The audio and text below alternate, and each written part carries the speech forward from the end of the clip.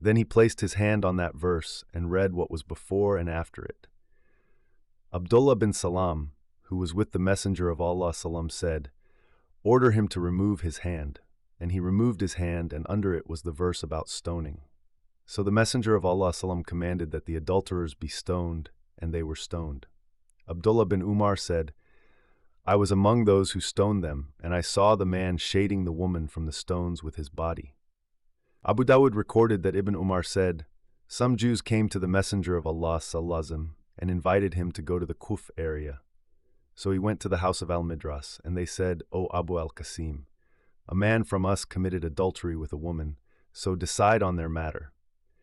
They arranged a pillow for the Messenger of Allah and he sat on it and said, 'I'tuni bit-Tawrah.' He was brought the Tawrah, and he removed the pillow from under him and placed the Tawrah on it, saying, 'Amantu biki wa biman anzalak.' He then said, 'I'tuni bi'a'lamikum.' So he was brought a young man. And then he mentioned the rest of the story that Malik narrated from Nafi. These hadiths state that the Messenger of Allah issued a decision that conforms with the ruling in the Tawrah, not to honor the Jews in what they believe in, for the Jews were commanded to follow the law of Muhammad only. Rather, the Prophet did this because Allah commanded him to do so. He asked them about the ruling of stoning in the Tawrah to make them admit to what the Tawrah contains and what they collaborated to hide, deny, and exclude from implementing for all that time. They had to admit to what they did, although they did it while having knowledge of the correct ruling. What made them go to the Prophet for judgment in this matter was their lusts and desires, hoping that the Prophet would agree with their opinion, not that they believed in the correctness of his judgment. This is why they said, "In utaytum hadha," referring to flogging, "then take it, wa in lam tu'tuhu fahdharu," and do not accept or implement it.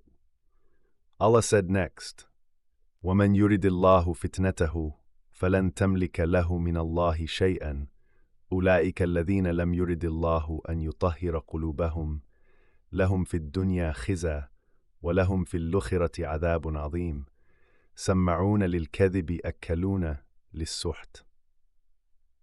Listen to falsehood, to devour. Suht refers to bribes, as Ibn Masud and others stated. The ayah states that if one is like this, how can Allah cleanse his heart and accept his supplication? Allah said to his Prophet, فَإِنْ جَاءُوكَ, so that you judge between them, فَاحْكُمْ بَيْنَهُمْ أَوْ أَعْرِضْ عَنْهُمْ وَإِنْ تُعْرِضْ عَنْهُمْ فَلَنْ يَضُرُّوكَ شَيْئًا. Meaning, there is no harm if you do not judge between them. This is because when they came to you to judge between them, they did not seek to follow the truth, but only what conformed to their lusts. We should mention here that Ibn Abbas, Mujahid, Ikrima, Al-Hasan, Qatada, As-Suddi, Zayd bin Aslam, Ata al-Khurasani, and several others said that this part of the ayah was abrogated by Allah's statement, وَأَنْ يَحْكَمْ بَيْنَهُمْ بِمَا أَنزَلَ اللَّهُ وَإِنْ حَكَمْتَ فَاحْكَمْ بَيْنَهُمْ بِالْقِسْطِ, and with fairness. Even if the Jews were unjust and outcasts from the path of fairness, إِنَّ اللَّهَ يُحِبُّ الْمُقْسِطِينَ, chastising the Jews for their evil lusts and desires, while praising the Torah. Allah then chastises the Jews for their false ideas and deviant desires to abandon what they believe is true in their book, and which they claim is their eternal law that they are always commanded to adhere to. Yet, they do not adhere to the Torah, but they prefer other laws over it, although they believe that these other laws are not correct and do not apply to them. Allah said, وَكَيْفَ يُحَكِّمُونَكَ وَعِنْدَهُمُ التَّوْرَاةُ فِيهَا حُكْمُ اللَّهِ ثُمَّ يَتَوَلَّوْنَ مِنْ بَعْدِ ذَلِكَ وَمَا أُولَئِكَ بِالْمُؤْمِنِينَ.